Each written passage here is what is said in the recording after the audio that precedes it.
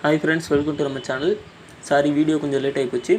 இந்த வீடியோவில் நம்ம என்ன பார்க்க போகிறோம் அப்படின்னா, சிமெண்ட் எதுக்காக நம்ம இப்போ வரைக்கும் யூஸ் பண்ணிக்கிட்டு இருக்கோம், அது மட்டும் இல்லாமல் சிமெண்ட்டாக கண்டுபிடிச்சது யார், அப்புறம் சிமெண்ட்டில் என்னென்ன கெமிக்கல்ஸ்லாம் யூஸ் பண்ணுறோம், என்னென்ன மெட்டீரியல்ஸ்லாம் யூஸ் பண்ணுறோம் அப்படிங்கிறத பற்றி தான் இந்த வீடியோவில் நம்ம பார்க்க போகிறோம். இந்த வீடியோ ஃபுல்லாக பாருங்கள், யூஸ்ஃபுல்லாக இருக்கும். அப்புறம் வீடியோக்குள்ளே போகிறதுக்கு முன்னாடி நீங்கள் இன்னும் நம்ம சேனலில் சப்ஸ்கிரைப் பண்ணலைன்னா சப்ஸ்கிரைப் பண்ணுங்கள். அப்போ தான் நம்ம போகிற வீடியோலாம் டக்குன்னு உங்களுக்கு வந்து சேரும்.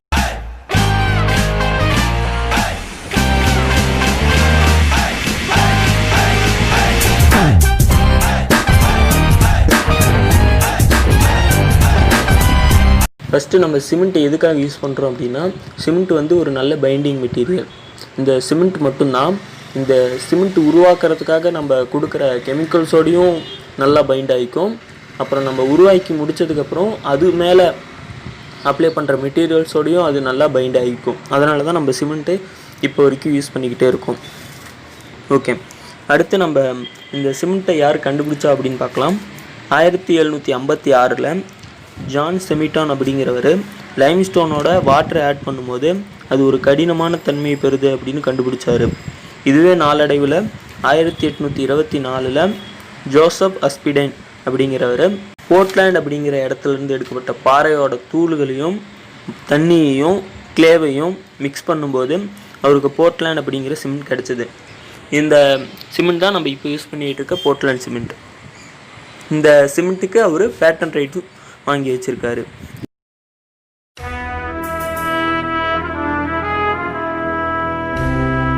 சிமெண்ட் உருவாக்குறதுக்காக யூஸ் பண்ணுற ரா மெட்டீரியல்ஸ்லாம் என்னென்னு பார்ப்போம். இதுக்கு 2 விதமான ரா மெட்டீரியல்ஸ் யூஸ் ஆகுது. ஃபஸ்ட்டு கல்காரியஸ் மெட்டீரியல்ஸ் அண்டு அர்ஜிலியஸ் மெட்டீரியல்ஸ் அப்படின்னு 2 இருக்குது. கல்காரியஸ் மெட்டீரியல்ஸ் அப்படின்னா சுண்ணாம்பு தன்மையாக இருக்கிறது. அர்ஜிலியஸ் மெட்டீரியல்ஸ் அப்படின்னா அது வந்து களிமண் தன்மையில் இருக்கிறது. இப்போ நம்ம கல்காரியஸ் மெட்டீரியல்ஸில் என்ன மெட்டீரியல் யூஸ் பண்ணுறோம் அப்படின்னா, லைம்ஸ்டோனையும் சாக்கையும் யூஸ் பண்ணுறோம். அர்ஜிலியஸ் மெட்டீரியல்ஸில் நம்ம கிளே யூஸ் பண்ணுறோம். ஓகே, லைம்ஸ்டோனில் நம்ம அடிக்கடி கேள்விப்படுற வார்த்தை லைம்ஸ்டோன். லைம்ஸ்டோனில் என்ன இருக்குது அப்படின்னா கால்சியம் கார்பனேட் அப்படிங்கிற கெமிக்கல் இருக்குது.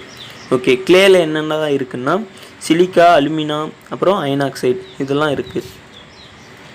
ஓகே, இப்போ நம்ம சொன்ன இந்த கெமிக்கல் நேம்ஸ் எல்லாம் எத்தனை பர்சன்டேஜ் நம்ம சிமெண்ட்டில் இருக்கணும் அப்படின்ட்டு பார்க்கலாம். லைம் ஆர் கால்சியம் ஆக்சைடு அது வந்து 60 to 67% இருக்கணும். சிலிக்கா வந்து 17 to 25% இருக்கணும். அலுமினா வந்து 3 to 8% இருக்கணும். அயன் ஆக்சைடு வந்து 0.5 to 6% இருக்கணும். மெக்னீசியம் ஆக்சைடு வந்து 0.1 to 4% இருக்கணும். அல்கைல்ஸ் வந்து 0.4 to 1.3% இருக்கணும். சல்பர் ட்ரை ஆக்சைடு வந்து 1.3 to 3% இருக்கணும். சிமெண்ட்டுக்கு ஏதாவது கோட் நம்பர் இருக்கான்னா இருக்குது. IS 269/2013 இதுதான் சிமெண்ட்டோட கோட் நம்பர். இதுக்கு ஒரு ஃபார்முலாவும் இருக்குது. அதை நான் ஸ்க்ரீனில் வந்து காட்டுறேன் பாருங்கள். எக்ஸாம்பிளுக்கு நம்ம கெமிக்கல் நேம்ஸ்லாம் சொன்னோம்ல, அதெல்லாம் எதுக்காக யூஸ் ஆகுது அப்படின்னு பார்ப்போம் சிமெண்ட்டில். ஓகே, லைம் வந்து நம்ம 60 to 67% யூஸ் பண்ணுறோம். அது எதுக்காக யூஸ் ஆகுது அப்படின்னா, சிமெண்ட்டுக்கு நல்ல ஒரு ஸ்ட்ரென்த்தை கொடுக்கறதுக்காக நம்ம அந்த லைமை அதிகமாக யூஸ் பண்ணுறோம். சிமெண்ட் வந்து பைண்ட் ஆகிறதுக்கு இதுவும் கூட கொஞ்சம் ஹெல்ப் பண்ணுது. இதை நம்ம அதிகமாக போட்டுட்டோம்னா சிமெண்ட்டோட தன்மைக்கு நம்மளோட சிமெண்ட்டோட தன்மைக்கு அது வராது. அதனால் நம்ம 60 to 67% தான் நம்ம இதை யூஸ் பண்ணணும். அடுத்து சிலிக்கா வந்து நம்ம 17 to 25% யூஸ் பண்ணுறோம். இது எதுக்காக யூஸ் பண்ணுறோம் அப்படின்னா, இந்த லைமையும் சிலிக்காவையும் நம்ம யூஸ் பண்ணும்போது இது ஒரு ஹார்ட்னஸை பெறுது, ஒரு கடினத்தன்மையும் ஸ்ட்ரென்த்தையும் பெறுது. அதனால தான் நம்ம இந்த சிலிக்காவை யூஸ் பண்ணுறோம். அது மட்டும் இல்லாமல் இதை நம்ம யூஸ் பண்ணும்போது C2S C3S அப்படின்னு ஒரு ஃபார்மேஷன் உருவாகி, ஒரு காம்பவுண்ட் ஃபார்மேஷன் உருவாகி அது ஒரு ஸ்ட்ரென்த்தையும் சிமெண்ட்டுக்கு தருது. அடுத்து நம்ம அலுமினா 3 to 8% யூஸ் பண்ணுறோம். அது எதுக்குன்னா, நம்மளோட சிமெண்ட் குயிக்காக செட் ஆகிறதுக்காக, கெமிக்கல்ஸோடையும் மெட்டீரியல்ஸோடையும் செட் ஆகிறதுக்காக இந்த அலுமினாவை நம்ம யூஸ் பண்ணுறோம்.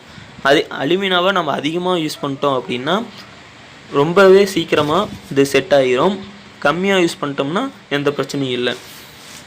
ஓகே, அடுத்தது அயன் ஆக்சைடு எத்தனை பர்சன்டேஜ்னால் 0.5 to 6% யூஸ் பண்ணுறோம்.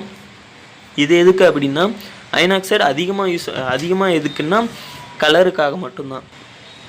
இது அதிகமாக நம்ம யூஸ் பண்ணிட்டோம், இது அதிகமாக நம்ம போட்டுட்டோம் அப்படின்னா கலர் அதிகமாகவும், கம்மியாக இருந்துச்சுன்னா கலர் கம்மியாகும், அவ்வளோதான். மெக்னீஷியா வந்து 0.1 to 4% யூஸ் பண்ணுறோம்.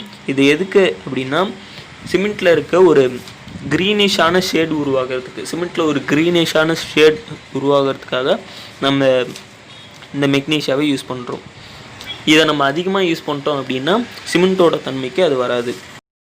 நெக்ஸ்ட்டு அல்காலிஸ் வந்து அதிகமாக போயிடுச்சுன்னா எஃப்ளூரசன்ஸ் ப்ராப்பர்ட்டியை வந்து அதிகமாக்கிறோம். எஃப்ளூரசன்ஸ் ப்ராப்பர்ட்டி அதிகமாகிருச்சுன்னா சிமெண்ட்டை வச்சு நம்ம உருவாக்குற மெட்டீரியல்ஸ் எல்லாம் போர்ஸ் அதிகமாகிரும்.